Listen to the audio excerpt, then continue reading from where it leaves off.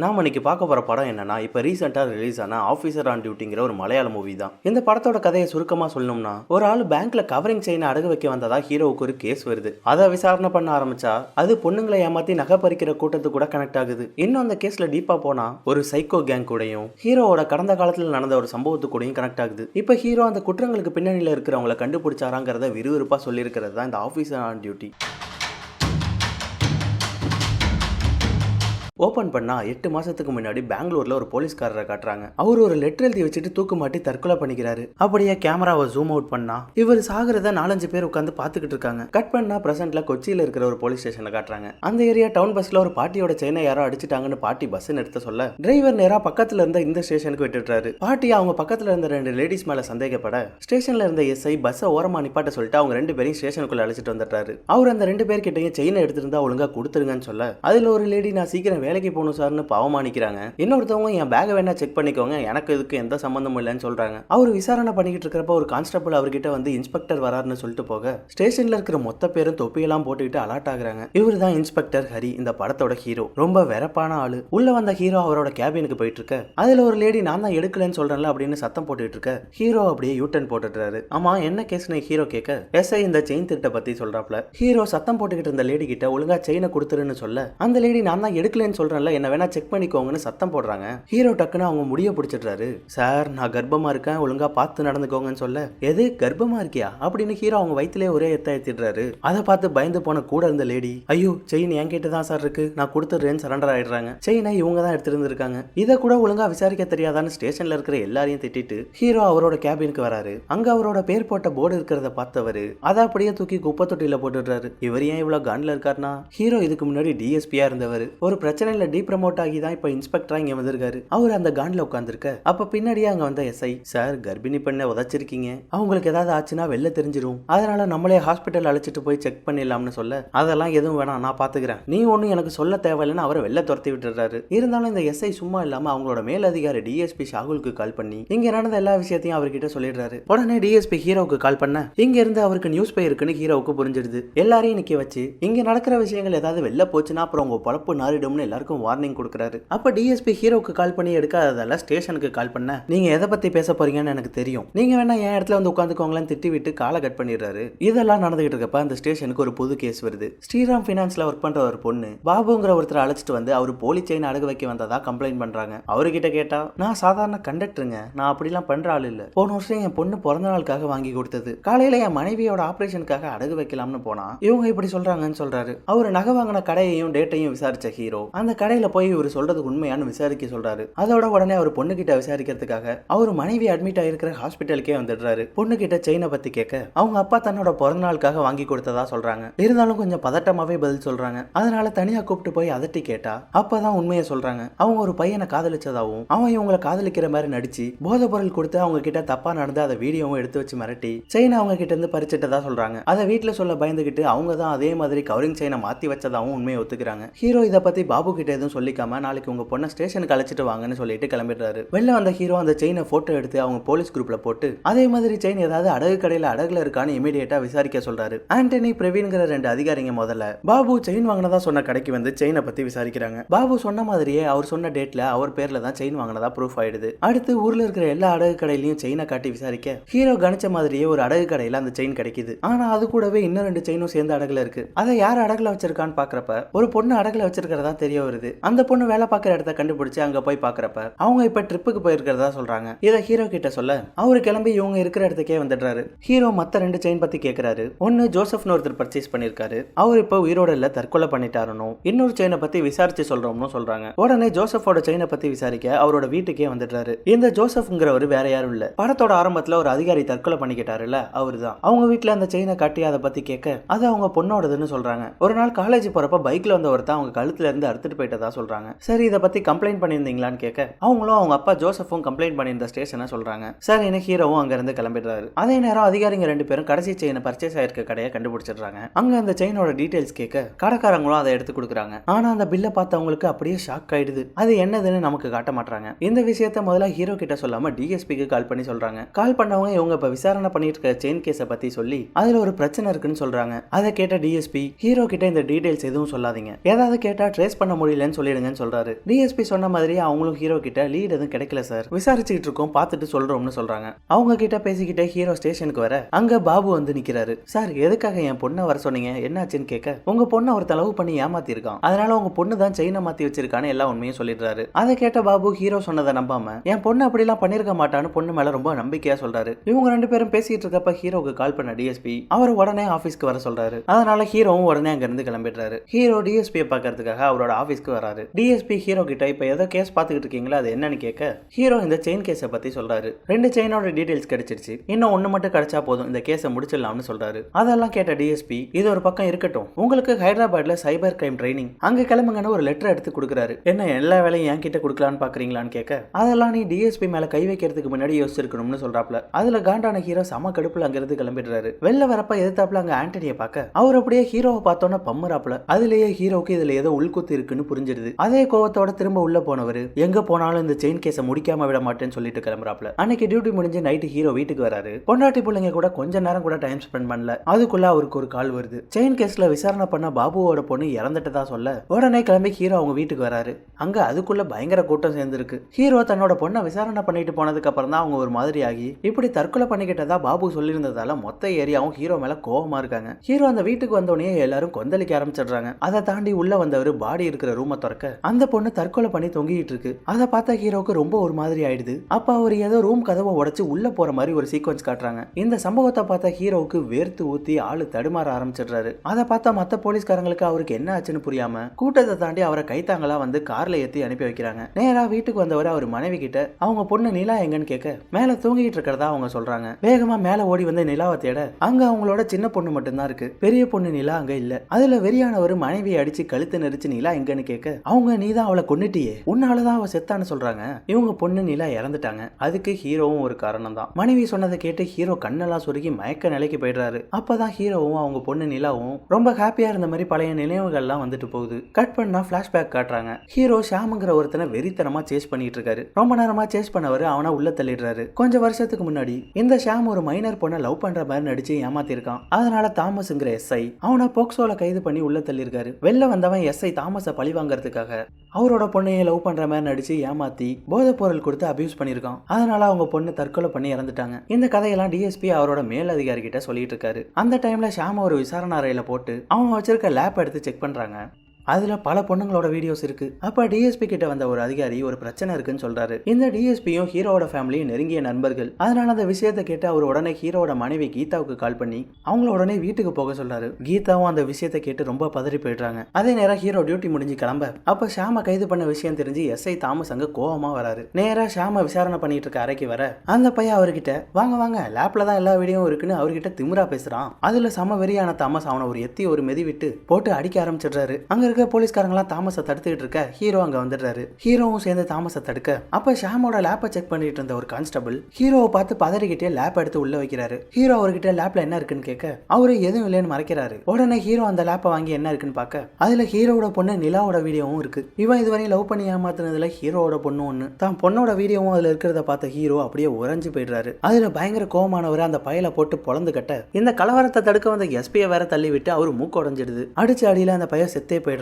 இதான் அந்த constable DSP கிட்ட வந்து ஒரு பிரச்சனைன்னு சொன்னது. இந்த விஷயத்தை தான் டிஎஸ்பி ஹீரோவோட மனைவி கீதாவுக்கு கால் பண்ணி சொன்னது. நீங்க ஹீரோவோட வீட்டுல நிலாத்தா அம்மா கிட்ட இந்த விஷயம் அப்பாவுக்கு தெரிய வேணாம்னு சொல்லி அழுதுகிட்டு இருக்க கீதா நான் அப்பா கிட்ட சொல்லி புரிய வைக்கிறேன்னு சமாதானப்படுத்திட்டு இருக்காங்க. ஆனா ஹீரோவுக்கு தான் இப்ப விஷயம் தெரிஞ்சுட்டு ஸ்டேஷன்ல இருந்து பொண்ணு மேல அதே கோவத்தோட வீட்டுக்கு வர கீதா நிலாவை உள்ளே இருக்க சொல்லி கதவை சாத்திட்டு வெளில வந்து ஹீரோவை சமாதானப்படுத்த பாக்குறாங்க. நம்ம பொண்ணு இப்ப பயங்கர மன உளைச்சல்ல இருப்பா, அவளுக்கு நாம தான் இப்ப ஆறுதலா இருக்கணும்னு புரிய வைக்க ஹீரோ அவங்க சொல்றதை கேட்கவே மாட்டாரு. அவங்கள பிடிச்சி தள்ளி விட்டுட்டு ரூம் கதவை உடைச்சுக்கிட்டு உள்ள வர அங்க அதுக்குள்ள அவங்க பொண்ணு தற்கொலை பண்ணி தொங்கிட்டு இருக்கு. அதை பார்த்த ஹீரோவுக்கு கண்ணெல்லாம் சொருகி மயக்கம் போட்டே கீழே விழுந்துடுறாரு. தான் பொண்ணை பார்த்த மாதிரியே பாபுவோட பொண்ணை பார்த்ததால தான் ஹீரோவுக்கு ஒரு மாதிரி ஆயிருக்கு. தான் பொண்ணோட கேஸும் அந்த செயின் கேஸும் சிமிலரா இருக்கிறதால தான் அவர் எமோஷனலா இந்த கேஸ்ல கனெக்ட் ஆகியிருக்காரு. கட் பண்ணா பிரசன்ட்ல ஹீரோ ஹாஸ்பிட்டல்ல இருக்காரு. பாபு அவர் பொண்ணோட சாவுக்கு ஹீரோ தான் காரணம்னு ஹீரோ மேல கம்ப்ளைண்ட் கொடுத்திருக்காரு. ஹாஸ்பிட்டல்ல டிஎஸ்பி இப்ப ஹீரோட நிலைமை எப்படி இருக்குன்னு கேட்க டாக்டர் அவருக்கு இந்த கேஸ் ரொம்ப எமோஷனலா கனெக்ட் ஆயிடுச்சு, அவர் நார்மலா தான் இருக்காரு, மத்தபடி எந்த பிரச்சனையும் இல்லைன்னு சொல்லிடுறாங்க. ஆனா ஹீரோ வீட்டுல அப்பப்ப பொண்ணை நினைச்சு இது மாதிரி பண்ணிட்டு இருக்கிறதால அவர் மனைவி தன்னோட ரெண்டாவது பொண்ணுக்கு ஏதாவது ஆயிடக்கூடாதுன்னு ஹீரோவை டிவோர்ஸ் பண்றதா முடிவு பண்றாங்க. அது தெரிஞ்சு டிஎஸ்பியோட மனைவி கீதாவை சமாதானம் பண்ணிட்டு இருக்க டிஎஸ்பி கூப்பிட்டதால ஹீரோ அங்க வராரு. ஹீரோ அவரோட மனைவி கீதாவை சமாதானப்படுத்தலான்னு பாக்குறாரு. ஆனா அவரு பேச ஆரம்பிக்கிறதுக்குள்ளேயே உங்களை பார்த்தா தற்கொலை பண்ணிக்கிட்ட என்னோட பொண்ணு நிலா ஞாபகம் தான் வருது, உங்களை என்னால மன்னிக்கவே முடியாதுன்னு சொல்லிட்டு அங்க இருந்து கிளம்பிடுறாங்க. கட் பண்ணா பிரசன்ட்ல கொஞ்ச நாள் கழிச்சு தாமஸை காட்டுறாங்க. அவரு அவங்க வீட்டுல தோட்ட வேலை பார்த்துட்டு இருக்காரு. பிளாஷ்பேக்ல ஹீரோ விசாரணையில ஷாம கொண்டார்ல, அதுக்கு தாமஸ் தான் பழி ஏத்துக்கிட்டு ஜெயிலுக்கு போயிருப்பாரு. இப்பதான் ஜெயில இருந்து ரிலீஸ் ஆகி வந்திருக்காப்ல. அவரை பார்க்க ஹீரோ அவங்க வீட்டுக்கு வர தாமஸ் ஹீரோ கிட்ட எதுவுமே நடக்காத மாதிரி நார்மலா பேசிட்டு இருக்காரு. அப்ப தாமஸோட கையை பிடிச்ச ஹீரோ, நீங்க எதுக்காக பழியை ஏத்துக்கிட்டு உள்ள போனீங்கன்னு கேட்க அவரு நீங்க பண்ணலனாலும் நான் கொண்டு இருப்பேன்னு சொல்றாரு. அதை தாமஸோட மனைவி பாத்துடுறாங்க. அப்பதான் அவங்களுக்கு தான் புருஷன் கொலை பண்ணல, ஹீரோவுக்கு பதிலா உள்ள போயிட்டு வந்திருக்காருனே தெரிய வருது. அதுல ஹீரோ கிட்ட பேசாமே போயிடுறாங்க. அதனால ஹீரோவும் அப்படியே வாசலோட அங்க இருந்து கிளம்பிடுறாரு. அன்னைக்கு நைட் தாமஸும் அவர் மனைவியும் ப்ரே பண்ணிட்டு தூங்கலாம்னு போக அப்ப யாரோ கதவை தட்டுற சத்தம் கேக்குது. யாருன்னு பார்த்தா செத்து போன அவங்களோட பொண்ணு எல்சாவோட ஸ்கூல் ஃப்ரெண்ட்ஸ்னு 5 பேர் வந்து நிக்கிறாங்க. எல்சா இறந்தப்ப வர முடியல, அதான் எல்லாரும் இப்போ ஒரு வேலையா வந்தோம், அப்படியே உங்களை பார்த்துட்டு போலாம்னு வந்ததா சொல்றாங்க. சரின்னு தாமஸ் அவங்க கூட உட்காந்து பேசிட்டு இருக்க அம்மா வந்தவங்களுக்கு ஜூஸ் போடுறதுக்காக கிச்சனுக்கு போறாங்க. அவங்களுக்கு ஹெல்ப் பண்ண வீட்டுக்கு வந்த 2 பொண்ணுங்களும் அவங்க கூட கிச்சனுக்கு போறாங்க. அவங்க ஜூஸ் போட்டு எடுத்துட்டு வந்து கொடுத்து எல்லாரும் குடிச்சுக்கிட்டே பேசிட்டு இருக்காங்க. தாமஸ் அதுல ஒரு பையன் நல்ல தமிழ் பேசுறத பார்த்து அவங்க கிட்ட நீ இங்க எந்த ஏரியாலப்பா இருந்தேன்னு கேட்க அவன் 4 செகண்ட் யோசிச்சுதான் ஏரியா பேரே சொல்றான். அதுல தாமஸுக்கு லைட்டா சந்தேகம் வர ஆரம்பிச்சிருது. அதை கன்ஃபார்ம் பண்ணிக்கிறதுக்காக எல்சா இறந்ததுக்கு அப்புறம் உங்க டீச்சர் ஒருத்தவங்க அடிக்கடி வந்து எங்களை பாப்பாங்க, அவங்க பேர் சரியா தெரியல அப்படின்னு கேட்க ஒரு பொண்ணு அவங்க ஸ்ரீதேவி டீச்சரா இருக்கும்னு சொல்றாங்க. உடனே ஏஞ்சி போய் பொண்ணோட ஸ்கூல் குரூப் போட்டோ எடுத்தவர் அதுல ஸ்ரீதேவி டீச்சர் எங்க இருக்காங்கன்னு கேட்க எல்லாரும் திரு திருன்னு முழிச்சிட்டு இருந்தவங்க இப்ப அவரை பார்த்து முறைக்க ஆரம்பிச்சிடுறாங்க. அதுலயே அவருக்கு இவங்க எல்சாவோட ஃப்ரெண்ட்ஸ் இல்லைன்னு தெரிஞ்சிருது. அப்புறம் இவனுங்க யாருன்னு பார்த்தா செத்து போன ஷாமோட ஃப்ரெண்ட்ஸ். ஷாமா இவர் தான் கொண்டாருன்னு நினைச்சு காத்திருந்து இப்ப கொல்றதுக்காக வந்திருக்கானுங்க. உங்க பொண்ணு செத்ததுக்கு நாங்களும் தான் காரணம்னு அவங்க பொண்ணோட வீடியோவை காட்ட அதை பார்த்து அதிர்ச்சி ஆயிடுறாங்க. அதோட வாயில மூக்குலன்னு ரத்தம் வர ஆரம்பிச்சிடுது. 2 பேரும் தடுமாறி கீழே விழுக அப்ப தாமஸோட மனைவி ஆட பாவீங்களா அவனை கொன்னது என் புருஷன் இல்லடா ஹரி சார் தான் சொல்லிட்டு செத்துடுறாங்க. உடனே தாமஸோட போன் எடுத்தவங்க ஹரி யாருன்னு பார்த்து ஹீரோவை போட்டோ எடுத்துக்கிட்டு அவங்க வந்த தடயத்தெல்லாம் அழிச்சிட்டு அங்க இருந்து கிளம்பிடுறாங்க. அடுத்த நாள் இவங்க இறந்திருக்க விஷயம் தெரிஞ்சு அதிகாரிங்க எல்லாம் வந்துடுறாங்க. இவங்க இறந்த இடத்துல விஷம் கலந்த 2 ஜூஸ் கிளாஸ் இருக்கு. அதோட வீடு உள்பக்கமா லாக் பண்ணி இருந்திருக்கு. அதனால இது தற்கொலை தான் முடிவு பண்ண வீடு முழுக்க சுத்தி பார்த்த ஹீரோ இது தற்கொலை இல்ல கொலைன்னு சொல்றாரு. ஏன்னா நான் நேத்து இங்க வரப்ப தாமஸ் என்கிட்ட நல்லா தான் பேசினாரு. பொண்ணோட நினைப்புல தற்கொலை பண்ணிக்கிட்டா ஒண்ணு பொண்ணோட போட்டோ இல்ல ஃபேமிலி போட்டோ தான் கூட இருக்கணும். ஆனா இங்க பொண்ணோட ஸ்கூல் குரூப் போட்டோ தான் இருக்கு. அதுவும் இவங்க பாடி இருக்கிற இடத்துல இருந்து தள்ளி விழுந்து கிடக்கு. அவங்களே விஷம் கலந்து குடிச்சிருந்தா அந்த விஷம் இங்க இருந்திருக்கணும். இங்க அப்படி எதுவும் இல்ல. கிச்சன்ல இவங்க குடிச்ச கிளாஸ் மாதிரியே 5 கிளாஸ் இருக்கு. ஈரம் கூட இன்னும் காயாம இருக்கு. இவங்க 2 பேர் தான் ஜூஸ் குடிச்சாங்கன்னா அவங்களுக்கு 2 எலுமிச்சை பழம் போதும். ஆனா குப்பை கூடையில 8 எலுமிச்சை பழம் இருக்கு. அதனால யாரோ உள்ள வந்து விஷம் வச்சு கொன்னுட்டு ஓட்டை பிரிச்சு வெளில போயிருக்காங்க. ஏன்னா ஓடோட ஒரு இடத்துல மட்டும் காஞ்ச இலைங்கெல்லாம் கலைஞ்சிருக்கு. அப்படின்னு இது கொலைதாங்கிறதுக்கு ஹீரோ ஆதாரங்களை புட்டு புட்டு வைக்க ஹால்ல இருந்த கிளாஸ்ல ஒரு கிளாஸ்ல தாமஸோட கைரேகையும் இன்னொன்னுல அவங்க மனைவியோட கைரேகையும் இருந்ததாகவும் தெரிய வருது. 2 பேர்ல யாராவது ஒருத்தர் விஷம் கலந்திருந்தா அவங்களோட கைரேகை 2 கிளாஸ்லயும் இருந்திருக்கணும். ஆனா இங்க தனித்தனியா மட்டுமே ரேகை இருக்கு. அப்ப கொன்னவங்க யாரோ தான் பக்காவா செட் பண்ணிட்டு போயிருக்காங்க. அதனால ஹீரோ இது கொலைதான் சொல்லிட்டு போறாரு. அதுக்கப்புறம் நிலாவோட ஃப்ரெண்ட்ஸ் எல்லாம் கூப்பிட்ட ஹீரோ இந்த கேஸை பத்தி அவங்களுக்கு தெரிஞ்ச ஏதாவது ஒரு டீடைல்ஸா இருந்தாலும் கொடுக்க சொல்லி கேட்க நிலா யாரோ ஒரு ஃப்ரெண்ட் அடிக்கடி பார்க்க போவா, ஆனா அதை பத்தி கேட்டா அப்புறமா சொல்றதா சொல்லிடுவா அப்படின்னு ஒரு பொண்ணு சொல்லுது. அதோட நிலா ஒரு நாள் செயினை காணும்னு அப்பாவுக்கு பயந்துகிட்டு இருக்கிறதா சொல்ல கூட இருக்கிற ஒரு பையன் தான் நிலா கேட்டதால அதே மாதிரி ஒரு செயின் மாத்தி கொடுத்ததா சொல்றான். அடுத்ததா முதல்ல செத்து போன ஜோசஃபோட பொண்ணு கிட்ட திரும்ப வந்து விசாரிக்க அந்த பொண்ணு யாரோ ஒருத்தன் செயினை அறுத்துட்டு போனதா தான் திரும்ப சொல்றாங்க. அப்படி அறுத்துட்டு போயிருந்தா செயின் கட் ஆகி இருக்கணுமே, ஆனா அடகுல இருந்த செயின்ல எந்த டேமேஜும் இல்லைன்னு கேட்க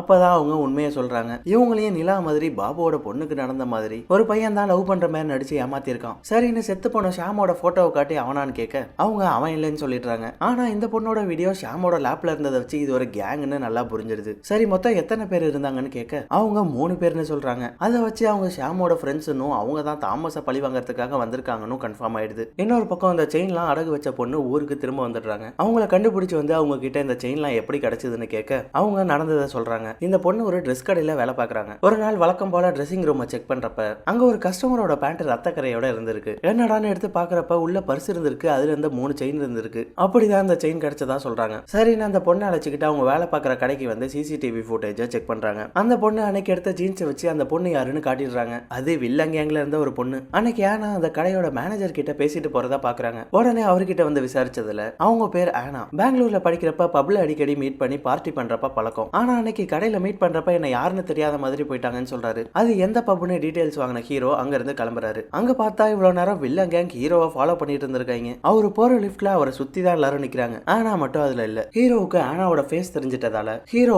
இப்போதைக்கு போட வேணாம், நம்ம இப்ப பெங்களூருக்கே போயிடலாம், இவரை அப்புறம் பாத்துக்கலாம்னு வில்லன் சொல்றான். ஆனா அதை கேட்ட செலின்கிறவ அதெல்லாம் முடியாது, இப்பவே போட்டாகணும்னு ரொம்ப துள்றா. ஏன்னா செத்து போன ஷாம் இவளோட லவ்வர், அதான் எல்லாரையும் விட இவ ரொம்ப வெறியோட இருக்கா. ஆனா அவ பத்தி ஹீரோ தெரிஞ்சுக்கிட்டதால இப்ப நம்ம ஏதாவது பண்ணா மாட்டிப்போம், ஆனா அவரை கண்டிப்பா போடுறோம்னு செலினை சமாதானப்படுத்த அதுக்கப்புறம் தான் அவ அமைதியாகிறா. எல்லாரும் அங்க இருந்து பெங்களூருக்கு கிளம்பிடுறாங்க. ஹீரோ இந்த விஷயத்தெல்லாம் டிஎஸ்பி மூலமா எஸ்பி கிட்ட சொல்ல அவர் இந்த கேஸை முடிக்க கடைசியா ஒரு வாரம் கொடுக்குறாரு. உடனே ஹீரோவும் அவருக்கு அசிஸ்டண்டா சில அதிகாரிகளும் சேர்ந்து பெங்களூருக்கு கிளம்புறாங்க. ஹீரோ அங்க வந்துகிட்டு இருக்கிறது தெரியாம வில்லன் கேங் வழக்கம் போல பெங்களூர்ல பொண்ணுங்களை ஏமாத்தி பொழப்ப நடத்திட்டு தான் இருக்காங்க. பெங்களூருக்கு வந்த ஹீரோ ஒரு லேடி போலீஸ் ஆனா அடிக்கடி போற பப்புக்கு அனுப்பி அவங்கள கண்காணிக்க சொல்றாரு. இவரு நேரா படத்தோட ஸ்டார்டிங்ல காட்டின ஜோசப்போட கேஸ் பதிவாகி இருக்க ஸ்டேஷனுக்கு வந்து அவரோட கேஸ் ஃபைல வாங்குறாரு. அந்த ஃபைல பாக்குறப்ப அவரோட தற்கொலை லெட்டர்ல அவரோட எழுத்து பதட்டமா இருக்கு. பேண்ட் கூட போடாம அண்டர்வேரோட தற்கொலை பண்ணிருக்காரு. எல்லாத்துக்கும் மேல செத்தவரோட சுருக்கு கழுத்துக்கு பின்னாடி இல்லாம ஒரு சைடா இருக்கு. ஜோசப் போலீஸ்ங்கிறதால இதுக்கு முன்னாடி நிறைய தற்கொலை கேஸ் பார்த்திருந்திருப்பாரு. அதனால அவருக்கு நிறைய எக்ஸ்பீரியன்ஸ் இருக்கும். அவரே இப்படி தப்பா சுருக்கு போட்டிருந்திருப்பாரு.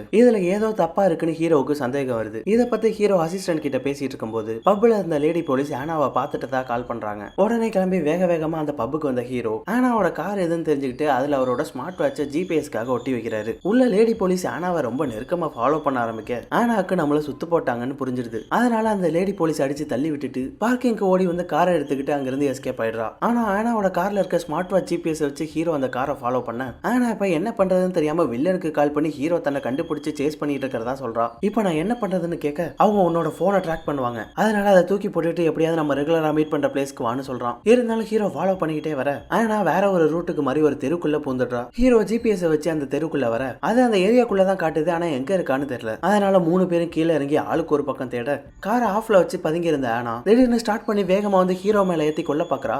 ஆனா அப்ப அந்த வழியா வந்த லாரி தெரியாதனமா ஆனாவோட காரை அடிச்சு தூக்கிடுது. அதுல ஆனா ஸ்பாட்லயே அவுட் ஆயிடுறா. இந்த விஷயம் தெரிஞ்சு வில்லன் கேங் கொலை வெறி ஆயிடுறாங்க. ஆனா அவங்களால வெளில வர முடியாதனால அவங்களால இப்போதைக்கு எதுவுமே பண்ண முடியல. ஆனாவோட பாடியை ஹாஸ்பிட்டல்ல ஒப்படைக்கிறாங்க. போஸ்ட்மார்ட்டம் பண்ண சொல்லி கொடுத்துட்டு ரிப்போர்ட் ரெடி ஆனவன கூப்பிட சொல்லி டாக்டர் கிட்ட சொல்லிட்டு ஹீரோ ஹாஸ்பிட்டல்ல இருந்து கிளம்புறாரு. அப்படியே டாக்டரும் போஸ்ட்மார்ட்டம் பண்ற அறைக்கு போக அங்க வில்லன் கேங் ஆனாவோட பாடியை சுத்தி நின்னுகிட்டு அழுதுட்டு இருக்காங்க. நீங்களா யாரு, இங்க என்ன பண்றீங்கன்னு டாக்டர் கேட்க அவனுங்க பதிலே சொல்லாம டாக்டரை முறைச்சிட்டு இருக்காங்க. உடனே டாக்டர் ஹீரோவுக்கு கால் பண்ண அவருக்கு ரிங் போகுது. டக்குன்னு அவனுங்க டாக்டரோட போனை வாங்கி கீழே போட்டுடுறானுங்க. அந்த சத்தம் கேட்டு உள்ள ஏதோ நடக்குதுன்னு புரிஞ்சுக்கிட்ட ஹீரோ வேகமா உள்ள ஓடுறாரு. இவரு உள்ள ஓடுறத அவரோட அசிஸ்டன்ட் ஆண்டனி பாத்துடுறாரு. ஹீரோ போஸ்ட்மார்ட்டம் பண்ற அறைக்கு வர 4 பேரும் அங்கதான் வரிசையா நிக்கிறாங்க. அவங்க டாக்டரை பிடிச்சி கீழே தள்ளி விட அதுல அவங்க தலையில அடிபட்டு மயக்கமாயிடுறாங்க. 4 பேரும் நாலா பக்கமா வந்து ஹீரோவை கண்ணா பின்னான்னு தாக்க ஆரம்பிக்கிறாங்க. இருந்தாலும் ஹீரோ அவங்களோட வெறி பிடிச்ச ஆளாச்சே, அவரும் அவங்களுக்கு டஃப் கொடுக்குறாரு. வில்லங்க அங்க போட்டு பொழந்து கட்டாரு. அவங்களால தாங்கவே முடியல. அப்போ உள்ள வந்த ஆண்டனி ஹீரோ கூட சேர்ந்து வில்லங்க அங்க தாக்க வில்லன் அவரை குத்தி மட்டையாக்கிடுறான். நடந்த சண்டையில இப்ப ஹீரோவும் டயர்டு வில்லங்க அங்கும் டயர்டு. அப்பதான் மயக்கத்துல இருந்த டாக்டர் எந்திரிக்கிறாங்க. டாக்டர் தள்ளாடிக்கிட்டே போய் எமர்ஜென்சி அலாரம போட்டு விட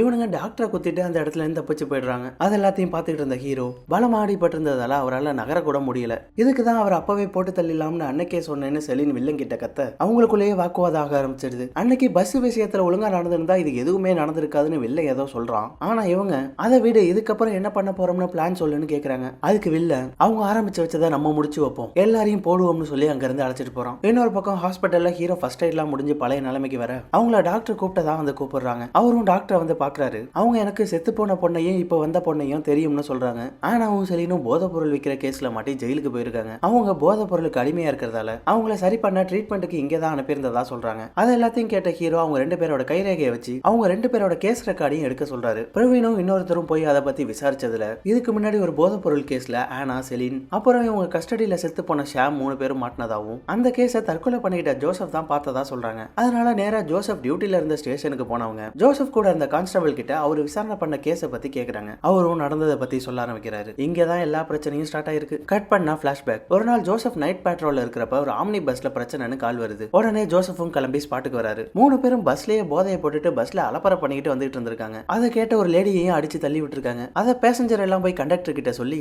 அவரு வந்து இந்த ஷாம் செலின் ஆனா 3 பேரையும் கேட்க ஷாம் அந்த கண்டக்டர் அடிச்சு மூக்க உடைச்சிடறான். அவரு கம்ப்ளைண்ட் பண்ணி தான் இந்த ஜோசப் இப்ப இங்க வந்திருக்காப்ல. அவங்க பேக்ல நிறைய போதை பொருட்கள் வச்சிருந்ததை பார்த்த ஜோசப் 3 பேரையும் கைது பண்ணி அங்க இருந்து அழைச்சிட்டு போயிடுறாரு. ஆனா அவரே பயங்கரமான ஆளா இருப்பார் போல. அவங்க வச்சிருந்த போதை பொருள் எடுத்து ஜீப்லயே உட்காந்து ட்ரை பண்ணி பாக்குறாரு. அது மட்டும் இல்லாம கைது பண்ண அவங்கள ஸ்டேஷனுக்கு நேரா அழைச்சிட்டு போகாம ஒரு காட்டுக்குள்ள அழைச்சிட்டு போறாரு. அங்க ஆனாவையும் செலினையும் கட்டி வச்சு அவங்க கிட்ட ரொம்ப தப்பா நடந்திருந்திருக்காரு. அதுலதான் மொத்த கேங்கும் வெறியா இருந்திருக்காங்க. அதுக்கப்புறம் ஜெயில இருந்து வெளில வந்தவங்க அவரு பொண்ணை லவ் பண்ற மாதிரி ஏமாத்தி போதை பொருள் கொடுத்து வீடியோ எடுத்து இவரை மிரட்டி தற்கொலை பண்ண வச்சிருக்காங்க. இந்த பஸ் பிரச்சனையை போலீஸுக்கு கால் பண்ணி கம்ப்ளைண்ட் பண்ணது வேற யாரும் இல்ல, பாபு. அவர் அந்த பஸ்ல தான் கண்டக்டர் கண்டக்டரா இருக்காப்ல. இவரால தான் போலீஸ் கிட்ட மாட்டணும்னு இவரோட பொண்ணையும் அதே மாதிரி பண்ணிருக்காங்க. கட் பண்ணா பிரசன்ட்ல அந்த 3 பேரோட போட்டோவை காட்டி பாபு கிட்ட கேட்டதுல அவங்க 3 பேர் கூடயும் நடந்த பிரச்சனையை கன்ஃபார்ம் பண்ணிடுறாரு. ஆனா இவங்க தான் உங்க பொண்ணை கொன்னதுன்னு சொன்னா அதை ஏத்துக்க மாட்டாரு. அது ரொம்ப நாளைக்கு முன்னாடி நடந்த ஒரு பிரச்சனைங்க, அதுக்கும் இதுக்கும் என்ன சம்பந்தம், அவங்க எப்படி கொண்டு இருப்பாங்க, இன்ஸ்பெக்டர் ஹரி தான் என் பொண்ணு சாவுக்கு காரணம்னு சொல்லிடுறாரு. அப்பதான் ஹீரோவுக்கு ஒரு விஷயம் ஞாபகம் வருது. உடனே அங்க இருந்து வெளில வந்துடுறாரு. டிஎஸ்பி ஹீரோ கிட்ட என்னாச்சுன்னு கேட்க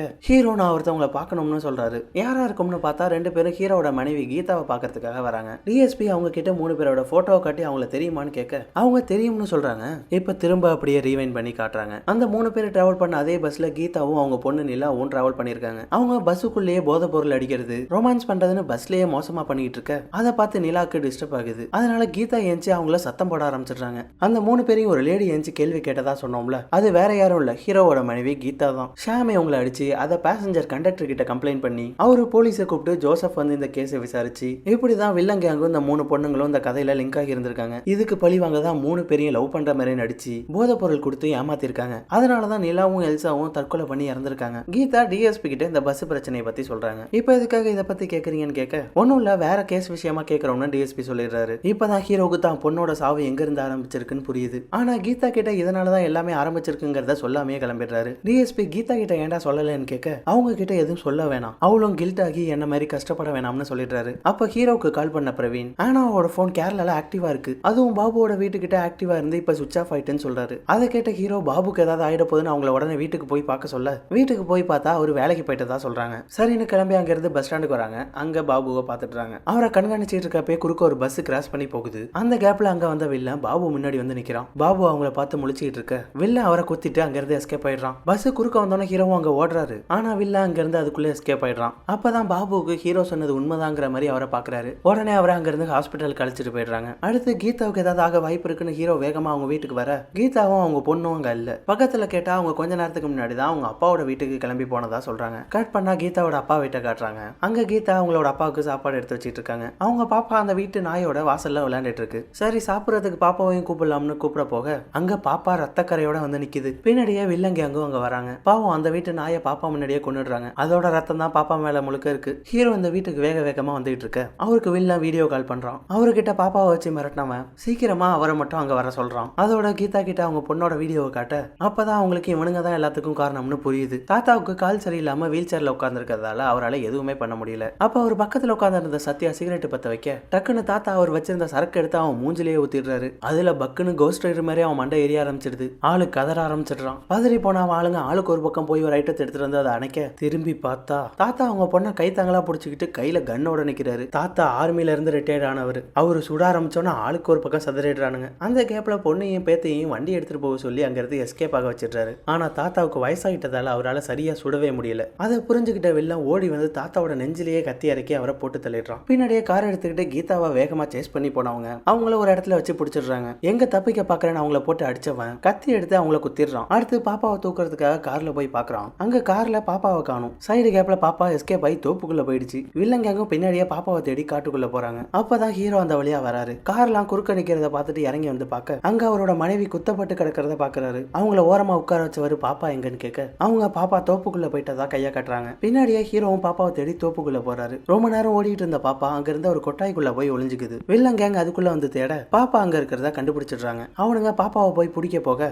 சரியா ஹீரோ அங்க என்ட்ரி கொடுத்து அவங்கள தடுக்கிறாரு. ஹீரோவை வில்லன் கேங் எல்லாரும் தாக்க ஹீரோ அவங்கள வளைச்சு வெளுத்து வாங்குறாரு. இப்படி அந்த 4 பேரும் ஹீரோவும் மாத்தி மாத்தி அடிச்சுக்க ஒரு கட்டத்துல வில்லனை பிடிச்ச ஹீரோ அவனை கழுத்தை நெரிச்சு கொல்ல பாக்குறாரு. ஆனா அப்ப சரியா டிஎஸ்பி அவர் டீமோட அங்க வந்துடுறாரு. வந்த மொத்த பேரும் அங்க இருந்த வில்லன் கேங் எல்லாரையும் கைது பண்ணிடுறாங்க. பாப்பா அப்பா கிட்ட வர 2 பேரும் கட்டி பிடிச்சு அழ ஆரம்பிச்சிடுறாங்க. அப்படியே அந்த சீன்ல இருந்து கட் பண்ணா சில மாதங்கள் கழிச்சு காட்டுறாங்க. இதுவரையும் நடந்ததெல்லாம் தெரிஞ்சுக்கிட்ட ஹீரோவோட மனைவி கீதா ஹீரோ மேல எந்த தப்பும் இல்லைன்னு அவரை புரிஞ்சுக்கிட்டு அவர் கூட சேர்ந்துடுறாங்க. அன்னைக்கு அவங்க பொண்ணோட பிறந்த நாள். அதனால அங்க பக்கத்துல இருக்க சின்ன பசங்களை எல்லாம் கூப்பிட்டு வச்சு செலிப்ரேட் பண்ண டிஎஸ்பி அன்னைக்கு அங்க வராப்ல. ஆமா நேத்து எங்க இருந்த, உனக்கு கால் பண்ண ரீச்சே ஆகலன்னு கேட்க ஹீரோ போன் சுவிட்ச் ஆஃப் ஆயிட்டுன்னு சொல்றாரு. சரி நீ நியூஸ் பாத்தியான்னு கேட்க இல்லையேன்னு சொல்லி ஹீரோ டிவில நியூஸ போடுறாரு. இப்ப நேத்து என்ன நடந்துச்சுன்னு காட்டுறாங்க. வில்லன் கேங் ஜெயில இருந்து ரிலீஸ் ஆகி வெளில வந்துடுறாங்க. வெளில வந்தவங்க ஒரு வயக்காட்டு பக்கமா வந்து ஒரு ஆள் மூலமா அவங்களுக்கு தேவையான போதை பொருளை வர வச்சு அதை அடிச்சுக்கிட்டு இருக்காங்க. நாம ஹரிய சும்மா விடக்கூடாது, போட்டே ஆகணும்னு வில்லன் கத்திக்கிட்டு இருக்க திடீர்னு பார்த்தா அவன் மூக்குல இருந்து ரத்தம் வர ஆரம்பிக்குது. என்ன ஆச்சுன்னு எல்லாரும் முழிச்சுக்கிட்டு இருக்க கூட இருக்கிறவங்களுக்கும் அதே மாதிரி ரத்தம் வர ஆரம்பிக்குது. என்ன நடக்குதுன்னு புரியாம எல்லாரும் ரத்தத்தை கக்கிட்டு இருக்க